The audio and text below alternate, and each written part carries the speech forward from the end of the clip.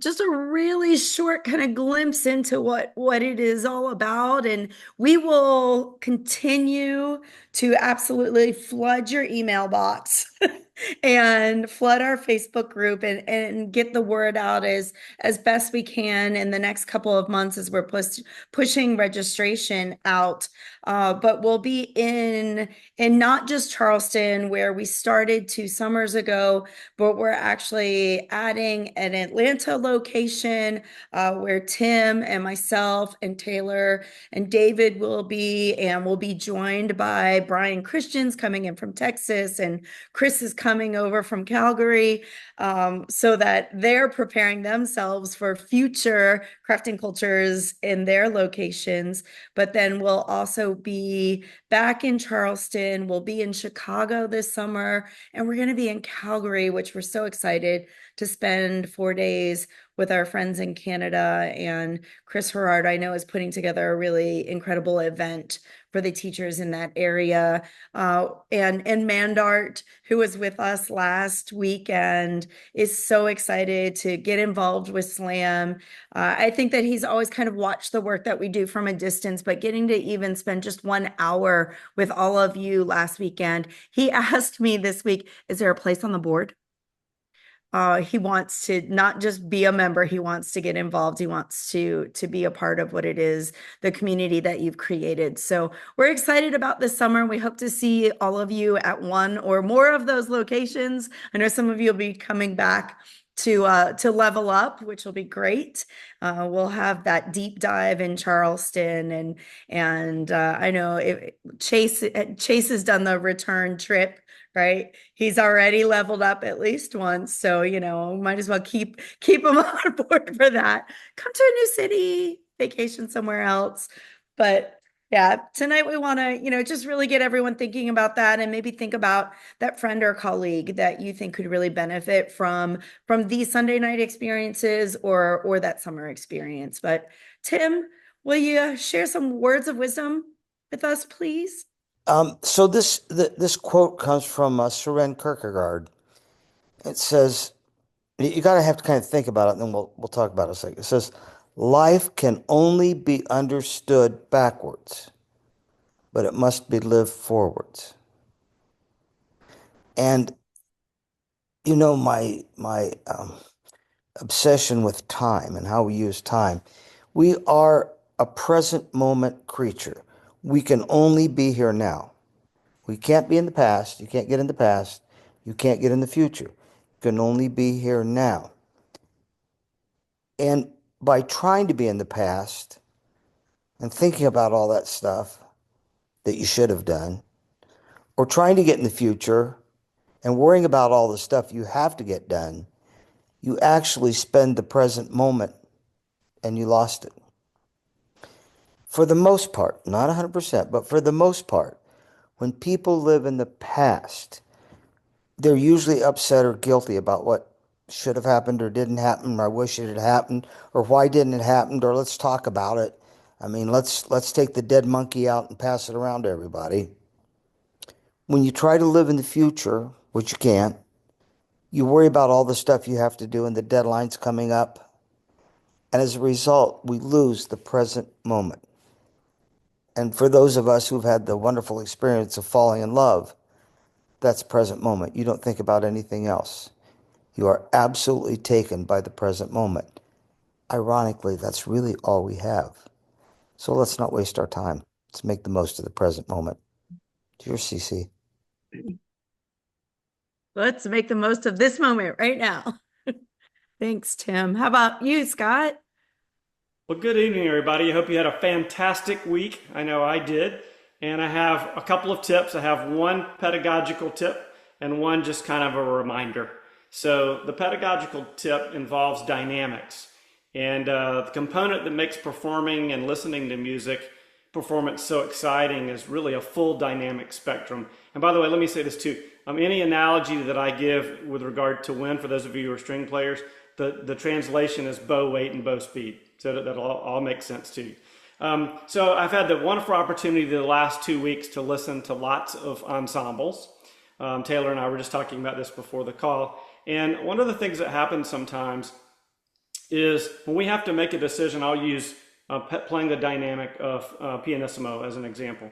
A lot of times we make a decision to either take the dynamic and go, well, I'll just play it a little bit louder to make sure that I have a good sound. Or some cases we play it, we truly try to play it softly, but the sound is not supported. It's kind of an anemic sound. And so there's a difference between, with the wind idea, there's more air is louder sounds, right? So more volume of air is louder sounds. But when we use less air to play softly, it still has to have voltage. It still has to have vitality. It still has to have a core to the sound, and it has to have direction. And so what does that mean? That means that during fundamentals time, that we need to spend time defining dynamics and defining them in a way that, because here's the thing for wind players, sometimes it's really easy to go, well, just use cool, fast air. Well, that might not be the quality of air that you want, right? In other words, sometimes it may lend to a brighter sound than you'd prefer. So the reality is you take the tone quality that you want, the warmth of the tone quality that you want, and you move the airstream. It has to have, I like to call it voltage. It's like a battery, right? It has to have voltage to it. It has to have energy to it. So that's the kind of the pedagogical tip, is spend some time during fundamentals time defining dynamics in a way that it can be musical. So, and fundamentals time is so important. Matter of fact, I know a couple of method books would help with this, but we won't talk about that right now. We'll move on. So the other tip is just this idea, this reminder that it's not either or, it's and. We don't have to choose in terms of whether we want to be musically or personally significant, right? It's and it's a simultaneous process, and it can be both. So with that said, sometimes we think about the idea that if we're not musically significant, that we're only being a good manager of people, and we're not teaching students to fall in love with music. And the reality is, you can teach students to fall in love with music, and they can fall in love with an activity as well. It can be both, right? And so we want to make sure that as a director, that we embrace the responsibility of creating a culture of excellence, where students fall in love with music, and we're teaching them to be the best versions of themselves. So I guess the tip is, it's not either or, it's and, both. So those are my comments for tonight, Cecilia. Thank you so much, Scott.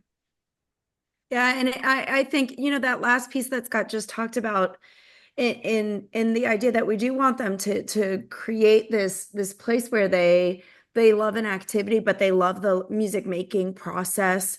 I think that it makes me think about just, in our book, the idea that everyone is the master gardener for their own garden. So, what does music making, what does success look like in your community?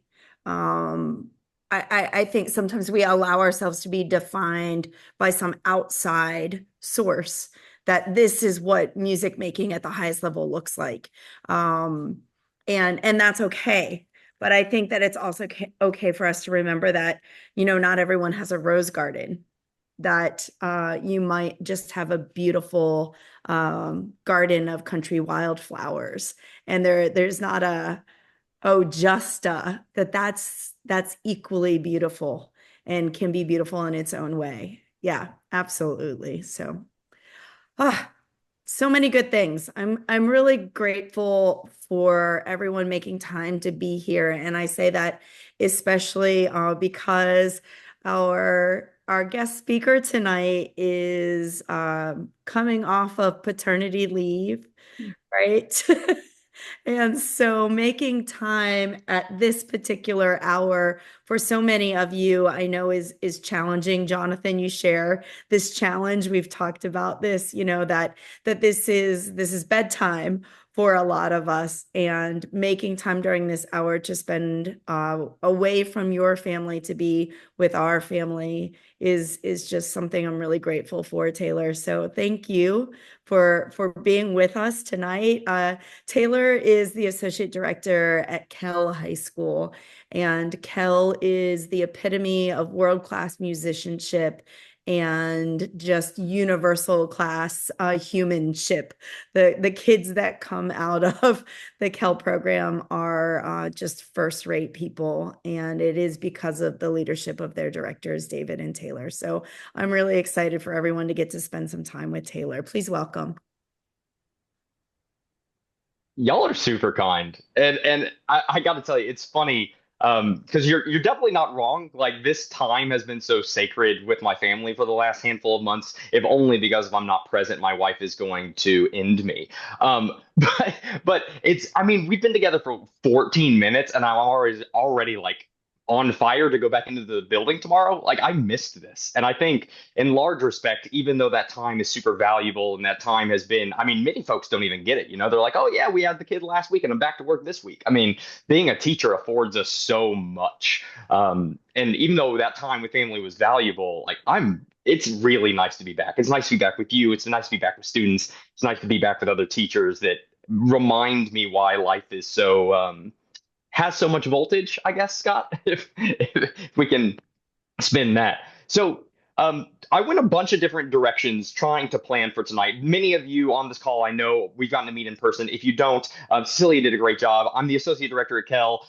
Do student leadership stuff on the side as much as I can because that's the stuff that I really enjoy talking about. But I'm going to take a hard random left. Instead of pulling up a PowerPoint like I would typically do, or instead of going straight into presentation mode, I kind of want to explore something that I would typically do online with students. And I'm curious, it's like a 1 minute and 44-second video. It's super quick, but I'm wondering if this can spark the idea that's kind of been spinning in my head these last several days. If you have ever seen this video or this riddle before, don't chime in, because if this is your first time, I think it's mind-blowing, or at least it was for me the first time. Riddle number 5, the prisoner hat riddle.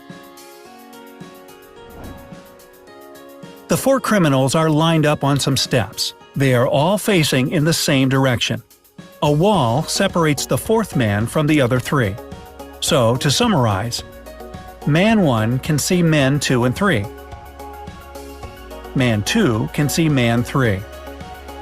Man 3 can see none of the others. Man 4 can see none of the others.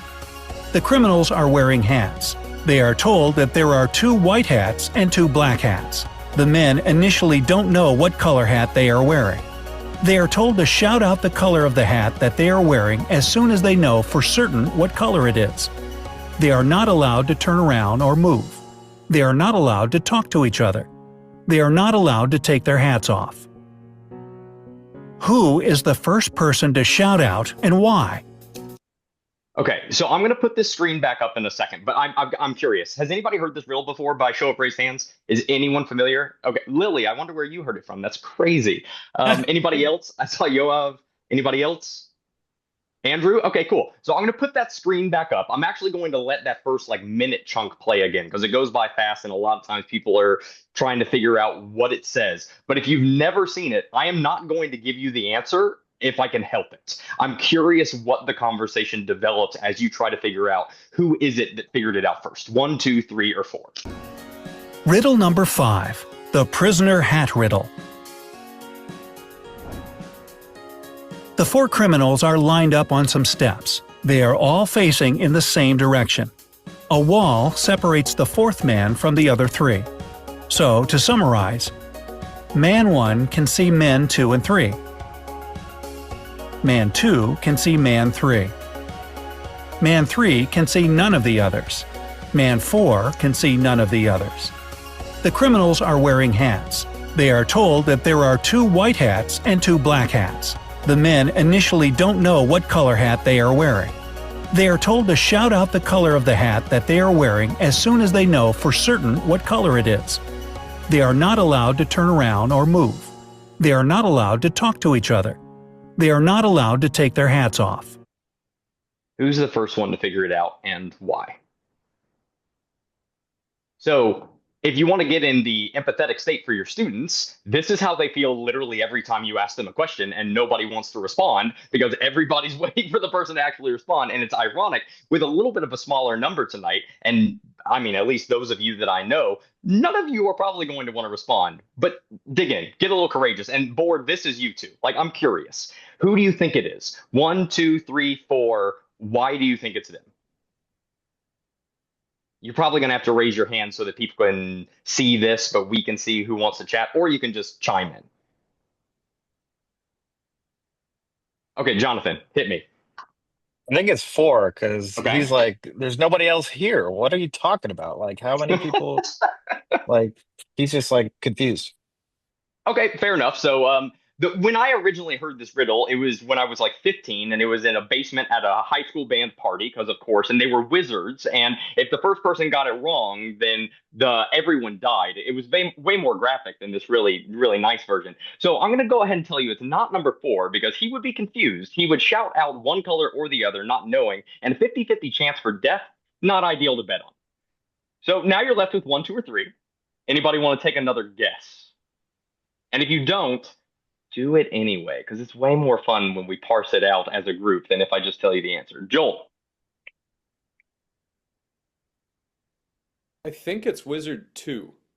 I love that. Okay. Why? Because I think if Wizard, if so knowing that there's somebody behind him, if he saw the same color hat, then the person behind him would know already. And so because he didn't say anything, he must be looking at 2 different colored hats. And so because that guy's looking at 2 different color hats, or because Wizard 2 knows the guy behind him's looking at 2 different color hats, and the guy in front of him is wearing black, then he must be wearing white.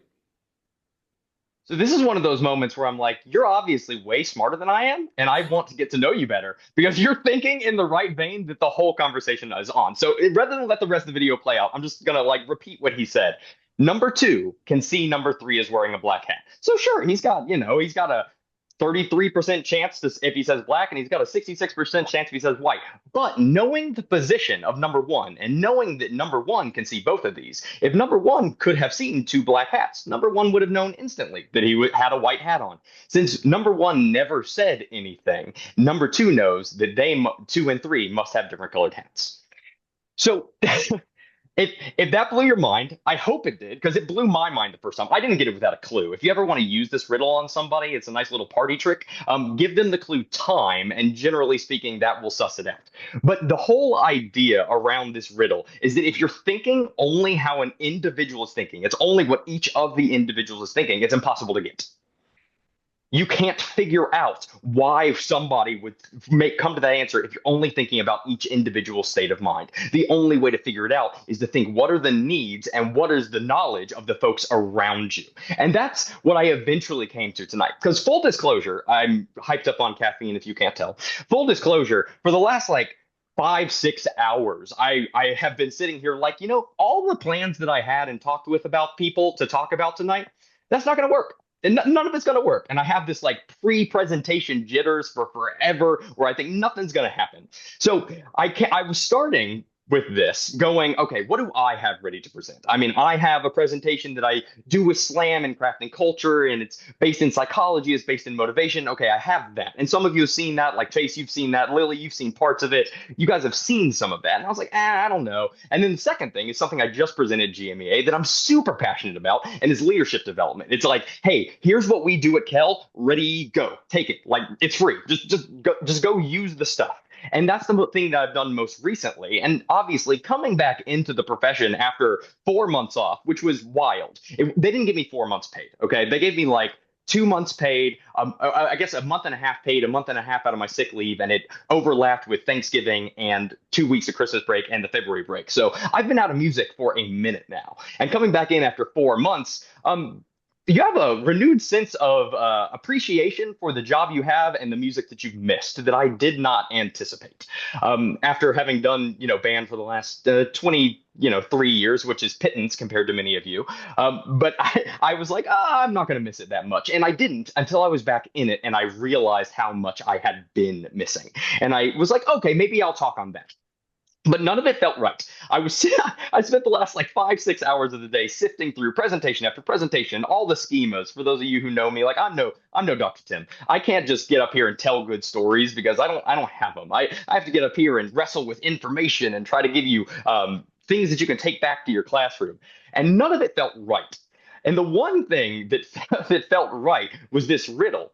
And I think it helped me when I was thinking about what I wanted to ask you guys, what I wanted to share with you guys, to realize that I was approaching this entire presentation prep from the wrong vantage point. I was starting with me. I was starting with what do I have prepared? And the questions that I was talking to the board about in the last couple of days were, well, have people been presenting with PowerPoints or not? Have they been, presenting on topics of inspiration, or have they been presenting on topics of more, pedagogy and actual something to take home to the classroom? And all of it was focused on the wrong thing. It was focused on what have I been doing? What do I think others expect out of me? Instead of what do the people that are going to be interacting with me actually need? And that was kind of the light bulb moment. It was like, okay, we need to slow down entirely, stop thinking about what already exists, and think about the needs that are present. Because coming into the band program after 4 months off has given me a very, very, very different perspective on what the people in front of me need. And when I started thinking about, okay, well, you've only interacted with the children for the last like 9 days. What did you do for them? That kind of helped me parse together this, which is, if we start from a place of what do the human beings in our lives need, then you can actually come to them with a servant-minded heart. I mean, we had talks forever with the board about what does servant leadership actually mean, and everyone getting so complicated and convoluted. And I think it's really easy. I think it's just we need to be aware of how our actions and inactions affect the people around us, and then using that knowledge and our skills around that for their benefit instead of our own. It's really fairly simple. You just recognize that everything you do and don't do has an impact, and then you make sure that you're doing it for them instead of you. And I was approaching this from the wrong vantage point. What do I want to get out of the presentation? What do I want the other board members to see me present on? And it's wrong. And I couldn't find the answer until I was thinking about, well, what do you want? What do you need? So I guess the idea in a shell is I kind of just wanted to share a few of the things that we do at Kell, because ultimately Dr. Tim is right. You always have to have the why. You always have to know why you're doing the thing. And that's what I'm trying to set up here in the first couple of minutes, is probably more than a couple of minutes, but let's be honest, it's caffeine time. We're trying to set up the why, taking care of other people and what their needs are. But then I always really, really feel passionate about how. Like, what does that actually look like in our classroom? Rather than just a philosophical underpinning, what does that look like? Like, what did you do with that information? So I put together just kind of a list of things that have happened in the band room in the last couple of months and wanted to share them with you. Most recently, the thing that happened that I thought was relevant was our students, our post-LGPE, Scott, thank you last week for hearing them and giving them kind words. You're very nice. But this week, we're like getting ready for audition prep for next year's band placements. And that's the time of year where every kid is super stressed out because it's the week before spring break. We don't really have a choice. That's the scheduling of it. It's a week before spring break. Every teacher is demanding a million things from them, and they're stressed out about their band audition. So this year we tried something new, which I've only been at this 12 years. So what do I know? But every year I'm trying to do something new, fill a need that hasn't been filled previously. So this year I was like, well, they're stressed out. They need something. So I dusted off my saxophone and soaked up some reeds. And this week I actually passed out all of the audition sheets, and we took like 30, 45 minutes of a rehearsal. And I was like, hey, you're going to judge me. And I did a couple of different auditions. The first audition looked pretty good. I mean, I'm sure some of you can play Circles Around Me, Jonathan for sure, at least based on the musicianship that I've seen from you. But I played a reasonable audition, and I walked them through the process every step of the way. I let them experience what is it like to judge when you're going at 120 beats per minute. You're playing all 12 scales, jumping around that audition rubric and having to fill out tone and evenness and pitch and all of those things. As a judge, really isn't very easy. But when you hear an audition that feels confident, that feels prepared, you know instantly what band they're making. There's no confusion. There's no like, do they like this person better than the other person? Like, that was clearly a wind ensemble audition. But that wasn't the fun part. The fun part was audition 2. When I got up and instead of doing an audition that I would do, I showed them all the things that I've been experiencing in auditions, our auditions, all state auditions, honor band auditions, and let them experience it from the judge's vantage point. Walking in and be like, "Oh, I'm really sorry, Mr. Watts. I'm really stressed out right now, and my read is just really dry, and I didn't have a lot of time this weekend because we had a basketball tournament." And they all start laughing, and I just look them dead in the eye, and I'm like, "Y'all, love you mean it. Do you not realize that this is the thing you do? You think like you're offsetting or you're trying to set us up for, why it's not going to be as good as it is. But what you're actually doing is telling us it's not going to be very good." And empathize with the band directors for a second. We're hearing 215 auditions over the course of 4 days next week. And that's going to the middle schools and hearing them so they don't have to come to us. Again, what do they need in their environment? Like, it's a ton of time. What does it feel like when somebody comes in and they just kind of use that initial moment instead of to prep themselves and get calm to make excuses already? And the kids are like, "Oh, yeah, I see that." And we did that with everything. I ripped through scales, the first 3 scales, F concert, B flat, E flat, or B flat concert, E flat concert. And I played every note correctly, but I ripped through them fast and with terrible tone. And the kids were just, reeling back in their chairs, not knowing how to grade it. I was like, "Guys, love you mean it. You do this to us. You come in and you're so stressed out and you just blow through it as quickly as possible." And did that feel good to judge? Was it even easy to judge? And they were like, "Oh, no." And it's creating, this was a brand new thing. And at the end of the lesson, I asked the kids, like, "Is this valuable to you?" Because this is a level of honesty that I have not always had with my students every day on the podium. I like to be presentation Taylor, clinician Taylor. Sometimes it's good to be just person Taylor in front of them and tell them, "This is what we experience. Does this give you some kind of extra support or extra confidence or extra know-how as you spend this next 7 days preparing for an audition?" They're like, "Yeah."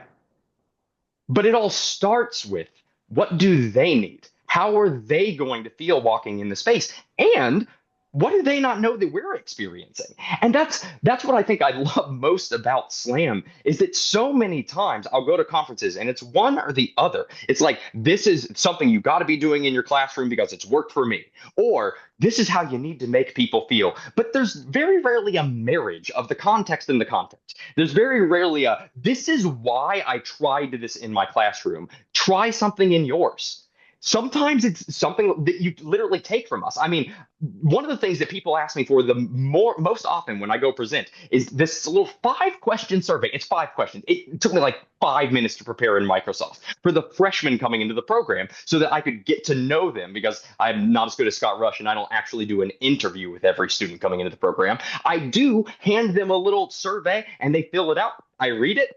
And then I read it again and highlight any important information about them. And then I read it as many times as it takes to memorize and successfully answer a quiz from my other director on at least one thing about every kid. But all of that came from Scott. Like, I heard him present on the freshman interviews and I was like, "Oh, you know what? I think I'm going to adapt that." And that's all Slam is for me in a positive way, is this throwing around of ideas when we're all married in the context and the philosophy of things. And that's ultimately, I'm not here to pitch Summer, but that's why I enjoy getting together with you in digital or in person, is because you get this sharing of ideas that makes every program better. So knowing, oh my gosh, did I really waste that much time on bullet point 1? That's bad, guys. I have like 15 bullet points. That's real bad. Hey, Cecilia, can I take like 3 or 4 or 5 minutes just to share a couple more? I'll go through them a little faster. Okay, so in this past week, secondary thing that we did, we go down to, PS, the audition for us is scales, articulation, and sight reading, and that's it. Because if I'm giving kids an audition, like an etude to prep the week after LGPE, I am adding undue stress on their life. And what I'm telling them is everything that came before this that we do in band class every day, that doesn't count. That doesn't count. Just prepare this etude. And that's wrong. I tell the kids, your audition started the day I met you in 8th grade, and it will end when you graduate. Your audition isn't this one playing test next week. And that honestly gives a lot of people some solace and some like, okay, that de-stresses me because he's heard all the effort that I've put in over the last semester or 2 years. And also it tells the kids that maybe don't, like, hey, love you mean it. It's not a personal thing. But if you've been on your phone behind your stand every day in class for the last 6 months, You can play however well you want. You're probably not getting the bump, champ. I'm going to need to see an improvement on that next year.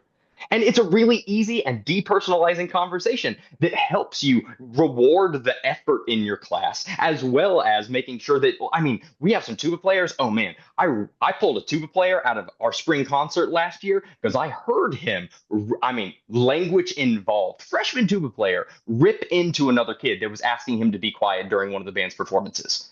And I mean, I took him out. I was like, we're going to talk about this. You're going to call your mom in front of me, doing the whole 9 yards.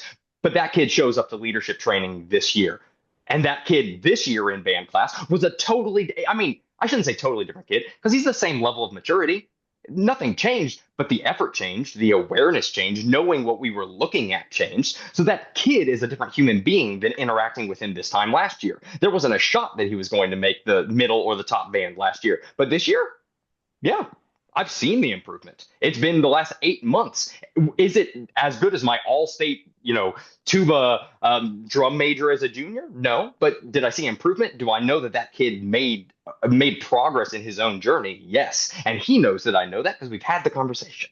Anywho, I would convince you, hopefully, do auditions that don't stress out the kids. Because the other part of this equation is that we have to go to our middle schools. And when we go to the middle schools, those kids are stressed out because their LGPE wasn't last week. I mean, it was last week. It wasn't when ours was 2 weeks ago. It was last week. So when they're done with their LGPE, and obviously David and I both go to all their LGPE performances, get coverage at the school, we give them high fives, fist bumps when they're going off the stage, tell them how great they sounded.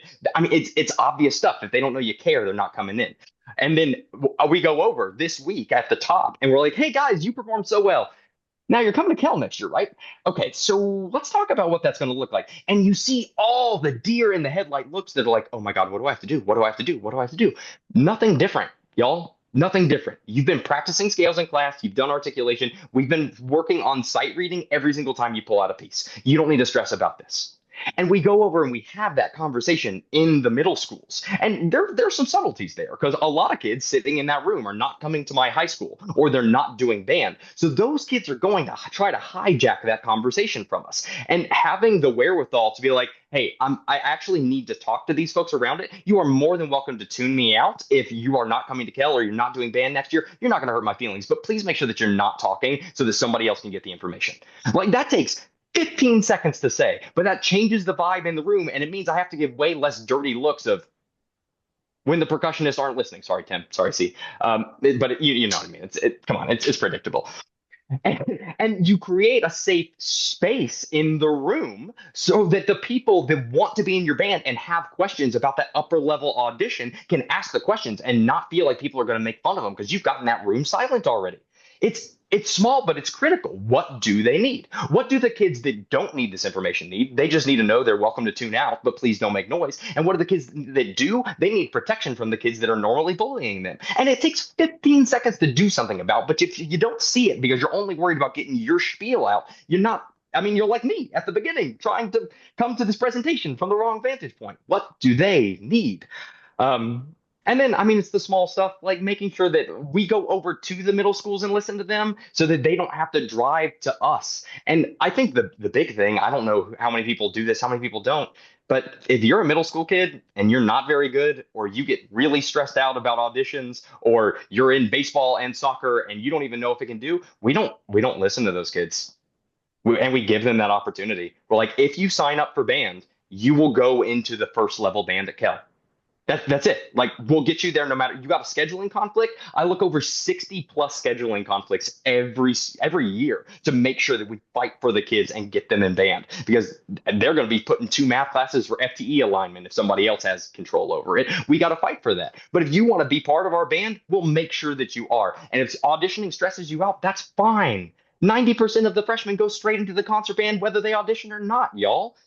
We just want you to be part of the program. Now, if you're like one of those honors kids that are like, oh, I need upper level literature, the audition's for you. You guys just come in, show us what you know. And if we think that you're ready for one of those classes, we'll put you in there. No problem. And if not, no big deal. I hope you'll trust our judgment. We never want to put you in a place where we think you're going to drown, at least musically and what you know. And you can tell how long-winded I am. Hopefully, I don't talk this way to the middle schoolers quite so badly. But this is two of so many bullet points. I'll like share behind the scenes with you. This is like these are the first two. These are this. If I could figure out how to say things a little bit, more succinctly, like some of you people that are actually good at this, that would be awesome. But all of these things, all of that comes from just thinking about what they need. The pre-concert week vibes, they don't need you to tell them everything they're doing wrong in the music. If you hadn't fixed that, it's not getting fixed in the last 3 rehearsals. They need to be hearing how proud you are, how encouraged you are that the community gets to hear them on stage, how proud you are that they represent your school. Leadership training, you can tell them as much as you want, everything that they've heard at church. But at the end of the day, if you don't put them in the environments and ask them to lead, if you don't set up, I mean, we have 60 kids in the leadership audition, or I say audition, it's just the training. Many of those kids don't even try out for leadership, but we put them in a rehearsal environment and we give every single one the chance to lead. All the saxophones number off, all the trombones number off. Okay, we have 5 of the largest instrument. We're going to do this rehearsal for about 20 minutes, and everybody's going to be the section leader for 4 to 5 of those minutes, and then you're going to get comments from your section on how you did and how you can improve. Because what? You're just going to pick the best kid off the instrument and hope they know how to lead other human beings? Like that's not going to work. And they don't know what you want. If my kids are in an arc, I don't want my lead trumpet player just standing on the edge and playing his part really well. He's not leading. He's showing them a good example. I want him going around, getting inside the 2 freshmen that are talking because they don't understand the music and helping them out. But they don't know they're allowed to do that if you don't tell them they're allowed to do it. It's every little decision that, I mean, don't get me wrong, I get it wrong all the time. That's why we're still trying to improve day to day. But it's all these things that will improve if you just, I mean, not this one. This was my wife's birthday yesterday, and all she wanted was to not have to deal with the kids. That has nothing to do with band, but I thought I at least wanted to have it in my back pocket to share with you.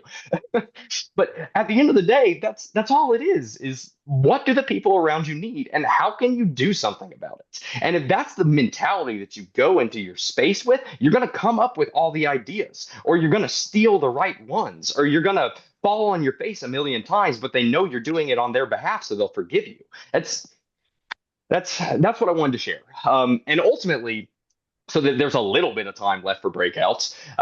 That's why I'm so convicted about this organization. When we all got in a room in 21, all of y'all helped me realize what's needed in the profession is this side of the equation. Is the context, let's talk about the human beings in front of us, not just the content that we got for 4 years in our university training. Let's talk about how to actually make connections. And I had an incredible experience. I went up through Harrison. David Vanderwalker was my director. I saw Dr. Tim more times than most people get to in their lives. And most people don't get that.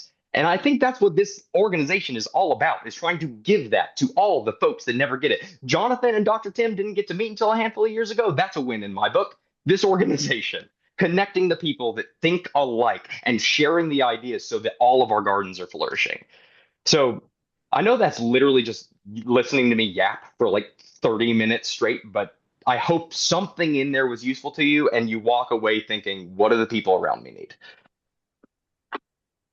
That's all I got. Well, it's not, but no, I don't believe you. There's no way that's all you've got.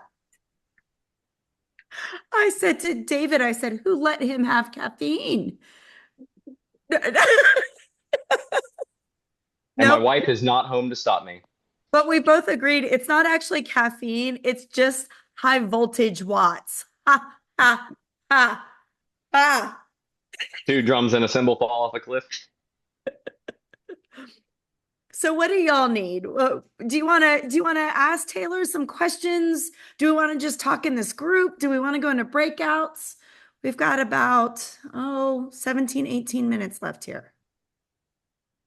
Stay together. Tim says stay together.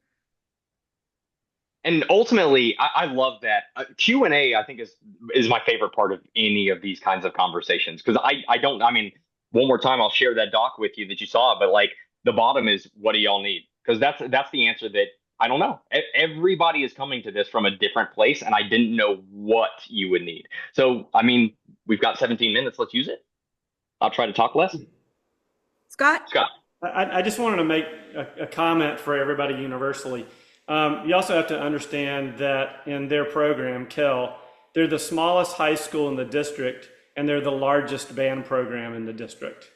And it's like, wonder how that happened. Well, the way it happened is you've got both those things happening simultaneously doing this, right? You got great music making, you got great pedagogy, you got great culture, you got great care, you got great love, you've got, I mean, how many times do we hear Taylor say, love, you mean it? So that communicates a message to the students. So I just wanted to mention that. Sorry, we literally just walked in the door, and I was like, if Scott's talking, this is the perfect time. Emma, can you wave hi to everybody on screen? Oh, love you, kiddo. All right, have fun upstairs. All right, Lily, I think you're up. I'll listen, and I'll be back in like 15 seconds. Okay. Hi. So for those of you who don't know, so Taylor was one of my band directors in high school, so I'm very familiar with his leadership program. But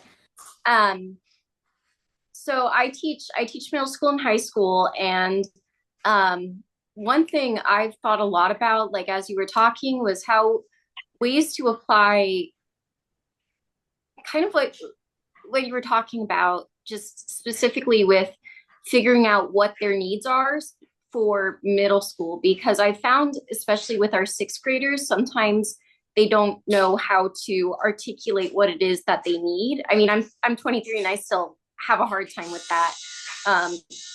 Don't mind my laundry is done. So I'm curious to know both Taylor, like, there he is. Both Taylor, your thoughts, but also if anybody else has any thoughts or ideas of how to figure out what it is they need. That's Lily. I love how your mind works, and her mind's worked like this since she was 14. Like it's only improved. I would love for people to chime in because I don't have any middle school experience, and that's on purpose because I don't know how to deal with those children. They're scary. They're terrifying to me. They just like you can have a really deep conversation, and then like 30 seconds later, they're literally slapping their friends' butts. Like I don't know how to handle it that. But Lily, I think you said a couple of things because my first response was like, well, ask. Like I ask students what they need constantly. And that's on an individual level. If they're having a weird day in class or like I have a bad interaction with them in class, I always go up to them afterwards and I'm like, hey, we were like not gelling today. What's going on? What do you need? Like talk to me about what's happening in your life. And a lot of times that fixes the problem. Like when you were in school, when you were in school, maybe a little bit after, there was a kid that was being butting heads with their captain section leader. And I wanted to go in that room and be like, you took part in leadership training. What are you doing? Like, you know what she's dealing with. Why would you not be supportive? But instead you just ask the question, what's going on? Tell me from your vantage point, why are y'all having this conflict? And at the end of the day, all he was feeling was that she was making decisions that weren't necessarily right for the group, but rather he thought he was doing the right thing by bringing it up to her instead of bringing it up to the directors. But we figured that out, and all it was the tone and the timing. Like, if you feel that way, instead of talking over her at the group, just pull her to the side afterwards. If you're really committed to changing the thing and not just making her feel ridiculous, like talk to her outside, but in the moment, just either be silent or be supportive because you're a senior, you're a year older than her, and you're going to divide your section if you can't figure this out. But you wouldn't know that without asking the question. Now, to your point, middle schoolers are significantly less self-aware. And anybody that does any like research or psychological studies will tell you that self-reporting is the least valuable of all of the metrics that you can judge. It's trying to look at what you're seeing, and you've got to be able to parse through the circumstances or the data and figure out what they need the younger they are. And, you and me, like we're both fairly early on in the profession. So one of the best things you can do there is seek advice from somebody that's done it, which is what you're doing now. Seek advice so that somebody else that has already gone through that data can give you the information without you having to spend hours and hours and hours figuring out and struggling with why it's not working. Brian, you have a thought, I guess. So obviously, Taylor, you are extremely passionate, and I think probably all of us are, maybe not quite to the degree you are, but we absolutely are. We wouldn't be doing this. And with only 12 years experience, which I didn't know, by the way, I am blown away. You seem like you've got 25 or 30 years experience. But how did you get to a point that you don't take that kid who doesn't want to be in band when they go to high school? How do you not take that personally? Because I just had such a hard time with that for so long. And if I'm honest, I probably still do, even though I'm retired. So if any, I just real quick, I want to say if anybody like that has middle school experience wants to send Lily some stuff, I don't want that to get lost in the shuffle of the next question. Please kind of like direct some stuff her direction because I think you guys probably have more insight. Reed, I'm looking at you, than I would. But Brian, I mean, I think I come at this from a different vantage point than a lot of people, and not in like a pious way, just like a different way. Like I was never an all-state player. I didn't make honor band my senior year. Like I was a good player. David trusted me with way more than he should have. I got to play awesome music because he was a good teacher and there was a lot of good musicianship happening around me. But I didn't get into band for music. And I know that's like heresy for a lot of circles, but I got into band because David and I sat on the couch. He didn't sit on the couch with me. He was at his desk. That would be a little weird. He sat down and I was like, I don't know what to do with my life. I'm passionate about psychology and helping people. But obviously you've done something tremendous for me. What do you want? And I think I've said this before, so I'm sorry if I'm repeating it for some of you, but he was like, well, where are you going to make the bigger difference? Talking to maybe 5 people a day for 6 months at a time that are paying you, or talking to 200 students every day in the most like malleable time of their lives? Where are you going to make the bigger difference? And I couldn't shake that math. That's why I became a teacher. I have not been able to shake the math yet. He conned me into this profession. I don't know what else to tell you, but I come at it from how do I help children? Because and I said this as a senior in high school at a presentation to parents, and I mean it still to this day. Not every kid has to be in our classroom. I don't feel that way. Every kid needs to be plugged into something at my building. Every kid needs to be a part of band or orchestra or chorus or drama or art or a sport or esports club or beta club. They need to be plugged in somewhere to not get lost in the shuffle. But if their life experience hasn't led them to my band classroom, that's fine. That's not personal for me because I could have just as easily ended up with as a soccer player in high school instead of a saxophone player if the leaders in front of me had been different people. I chose to follow David. I didn't choose to follow saxophone. But I wanted to be that person that I saw in front of me, which is why slam is so important. Because at the end of the day, like you can take all the tools, but you got to be the person that the kids want to be in front of.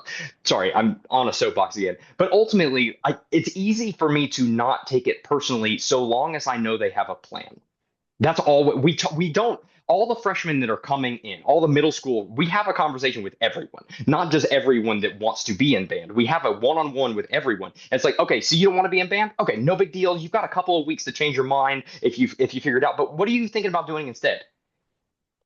That's all it is. It's just figuring out where that kid is going to fit. And if they don't know where they're going to fit, I tell them, like, I hear you. Like, you're stressed about school, you're stressed about, more responsibilities. But if you don't have that support network, man, like, you got to find it somewhere. So, like, if it's not me, that's okay. I get it. Like, music is hard. Not everybody wants to do it. But pick somewhere.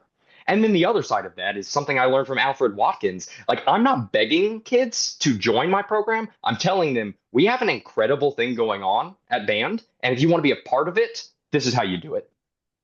That's all.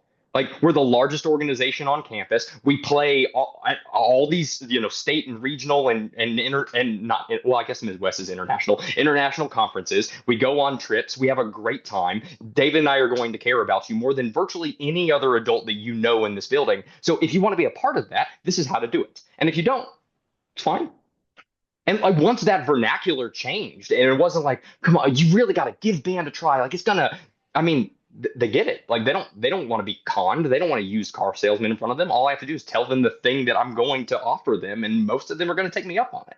And if they don't, they'll either always wonder about it, or what happens a lot of time is they'll come in as a sophomore. I mean, we have like 2 or 3 or 4 kids on the roster that I haven't taught yet because they came in January, and I was out on paternity leave, and I came back and I was like, wait, Carter, you're back? Like, he quit after first semester freshman year, realized he made a mistake.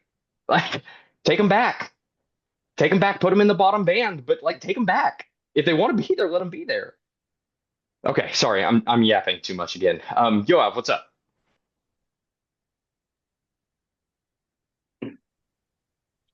So I love this. This is awesome. This is making me feel so excited to teach my beginning band students when I have no business teaching beginning band. Okay, Um, me either. but it's the biggest thing that I've run into, and if anyone that is more in touch with middle school and or beginning band can attest to this. So at my school, the band starts in fifth grade, and Hmm. I love that, and I think that's really great. But I am running into an issue, especially like halfway through the year, where I'm having kids just completely checked out and not wanting to be in band. And they have to be there because it's a class that we're doing for them, and I am someone who doesn't like forcing people to do things. I think the same as you, like if they don't want to be there and they have other stuff, they should do that. And the school offers a lot of great extracurriculars and sports. But with those students, I'm trying to figure out how do I still give them what they need in my classroom while not feeling like they're forced to be there. Right. And that's something I'm running into that's really hard that I'm having trouble with. So I think that's a case by case basis, and the answer changes depending on what you can get away with, what your administration allows. So like, I mean, ultimately, I tell kids like try band if you want to try band.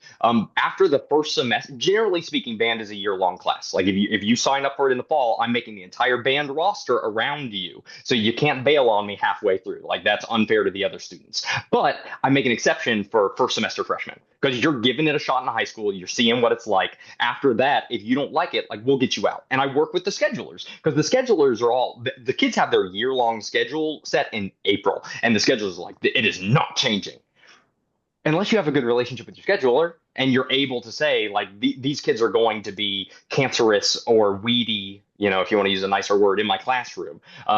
And maybe there's a better place for everybody that they can go after that's first semester if they try it, right? If you can't do that, it goes one of two directions. Like I had a tuba player. It's always tuba or percussion. I don't know what that's about. 3 years ago, he was really clear. Evan was like, week 2, he was like, I don't want to do this. And I was like, dude, I hear you. But at the end of the day, like this is an ensemble class. I don't want to treat you totally differently, but I will, if it's okay with you, I will pick on you less. I will call on you to model less. I will have a little bit changed expectations, so long as you just make sure that you're not impeding other people's ability to learn, or you're not impeding other people, or you're not like getting in my way on the podium. And that worked for Evan. That doesn't work for everyone. Like there are some kids. Sorry, I'm trying to find you on the screen. There you are. Everybody keeps moving with the hand raising. Yeah. That doesn't work for every kid because some kids will be like, oh, yeah, I'll do that. And then they're on their phone the entire rehearsal or cracking jokes or making it loud in your room. So depending on the administration, like we currently have an administration that won't do this. A handful of years ago, we had an administration that was willing to do this. We gave the kid chance after chance after chance, parent conference. But eventually it was like, look, buddy, like you are getting in the way of other people in this classroom. And that's not fair to them. So I get it. You don't want to be here anymore. No problem. Pack up the trombone. We have like these really interesting music theory packets, or we have these really interesting music history packets that you can still learn some about music education until the semester's up. And you'll just do writing assignments in a side room, leave your phone with me, make sure that you get a page or two done, and we'll call that even for your grade. But we got them out of the situation, because ultimately if a kid doesn't want to be there and that is allowed to exist loudly in your room, they're going to pull so many kids with them that would otherwise have a great experience. And we cannot let that persist. There has to be a way around that. And those are just two ideas. Like those two in conjunction have worked with us over the years. I haven't had it escalate beyond that yet to know what that next step would be. But if anybody has any thoughts and wants to fire that his direction via chat, I think that would be great. See, you tell me. I'm looking at the clock. I think we've got a couple minutes left. Do you want to take more questions? Do we need to wrap up? I just sent you a message in the chat, Taylor. Chase, go right ahead. You have a question for Taylor or a thought? I'll be real quick. This is towards Lily. Lily, if you can put like a square or a box, like a needs box, that kids can put Post-it notes if they don't want to be vulnerable talking one-on-one just to check in with them.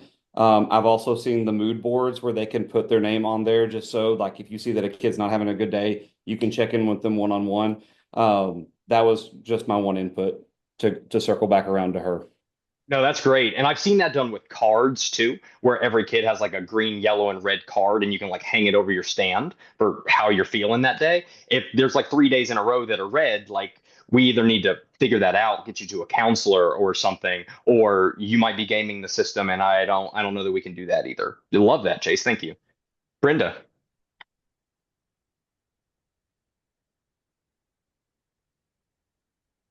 Okay.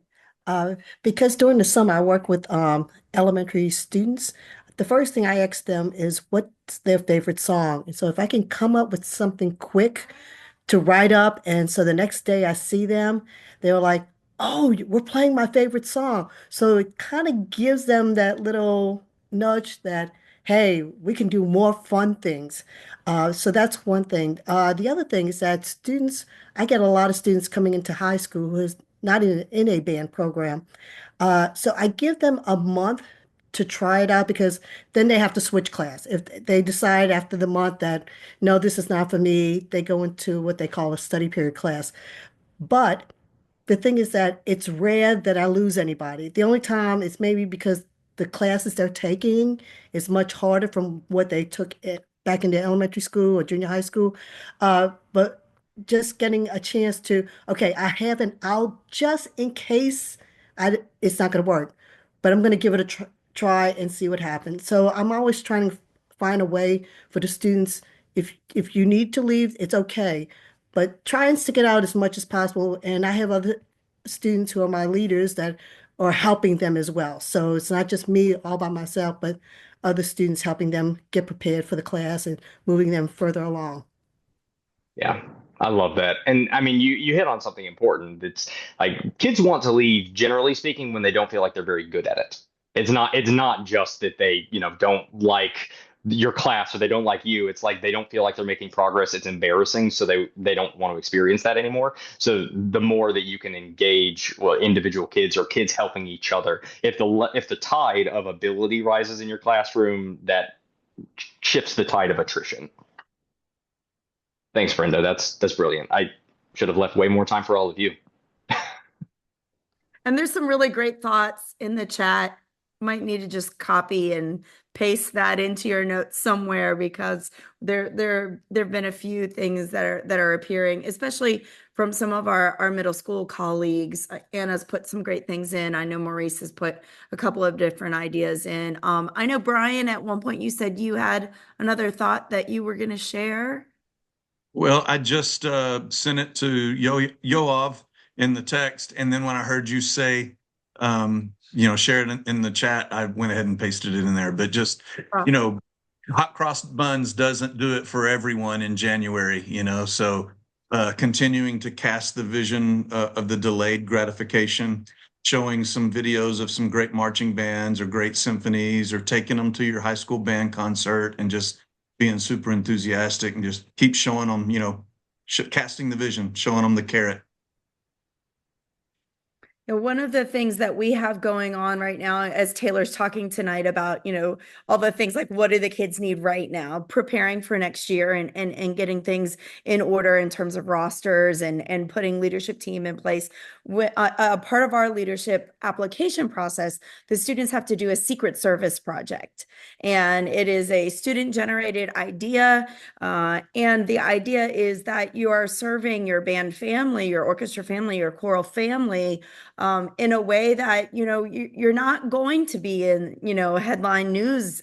Sometimes the work that we do goes unnoticed and sometimes oftentimes underappreciated. But what is something that you feel like the band family can benefit from? And I know for us, when we get to this time of year, it's always really telling, not just the things that the students are willing to do as a part of their secret service project, but when you start to see a theme of ideas, then you think, okay, that's maybe something we as adults need to make sure that we're doing for the kids. So in terms of, getting to know what the kids need, that was really telling last year. There were a lot of cultural pieces missing in our program, and they came up with some really great ideas. And one of them, this young lady created a shelf that has jars, and the jars are colored, and inside the jars are little slips of paper. And each color represents kind of the mood that you really need some words of encouragement. Or one of them is a jar with just a playlist, and if you need something to add to your playlist to just be positive, you reach inside that jar and you pull out the slip of paper, and it, and it has a title of a tune on it. Or in one of the jars, it just has a list of quotes, and it's just a way for them to be able to get a word of encouragement. But we have it positioned right by the water fountains outside of our office. And so we can see when students are going in for that purple jar day after day after day. And then you can have that conversation with that kid and go, hey, what's going on? Is everything okay at home? Is everything okay at school? How are things in your section, or whatever it is? So, it is all about relationships. We talk about that so much. Taylor, I'm so grateful for the fountain of things that you spewed at us. Oh, look at you have fireworks.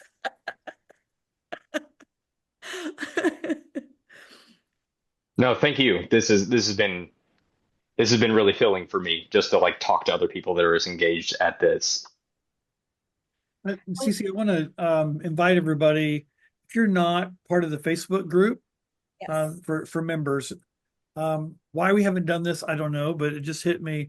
A lot of you have been really great in sourcing stuff in the chat, and we can throw that into a document and we'll upload it on the Facebook membership page. And that way, if you missed it or didn't get something, it's going to be there for all of you, because it's really great stuff. And sometimes we close out before everybody's had a chance to see it. So, Speaking of closing out, Tim, I think it's that time.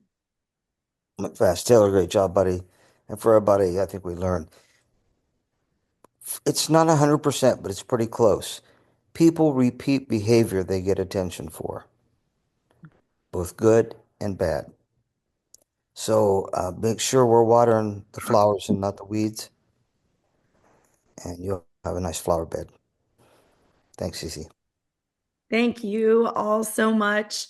Please, if you haven't considered coming to Craft and Culture this summer, I hope that you know that this is what it's all about, right? And being able to do this in person with each other is something that just makes it extra special. And I know that some of us have forged some pretty special relationships in the time that we've had together the past couple summers. So certainly looking forward to it this summer. Let us know if you have any questions about getting signed up, or if you have any questions about where to stay when we're visiting one of those locations. We're happy to help you with accommodations and travel plans and hook you up with some other folks that we know are registered for this summer. But we're really looking forward to it. I hope that you have a great week. I know some of you are on spring break or pushing through your last few days before your break starts. So enjoy it, whatever it is that you're doing.